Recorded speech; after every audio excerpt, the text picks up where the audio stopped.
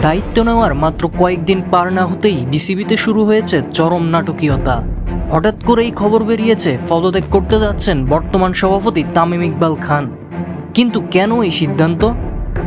চট্টলার poster বয় দেশসেরা opener Tamim দায়িত্ব নিয়ে মাত্র কয়েকদিনেই নিয়েছিলেন বেশ কিছু ইতিবাচক পদক্ষেপ। এরই মধ্যে এমন খবরে অবাক হচ্ছেন ক্রিকেট ভক্তরা।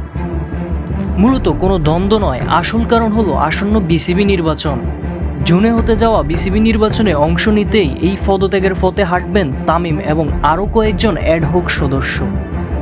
গঠনতন্ত্রে বাধা না থাকলেও কেবল স্বচ্ছতা বজায় রাখতেই এই সিদ্ধান্ত।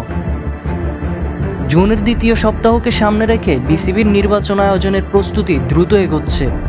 নেতৃত্বে পরিবর্তন, পদত্যাগের সম্ভাবনা এবং তৃণমূল পর্যায়ে নির্বাচন, সবকিছু মিলিয়ে বাংলাদেশ ক্রিকেটের সামনে আসছে একটি গুরুত্বপূর্ণ অধ্যায়।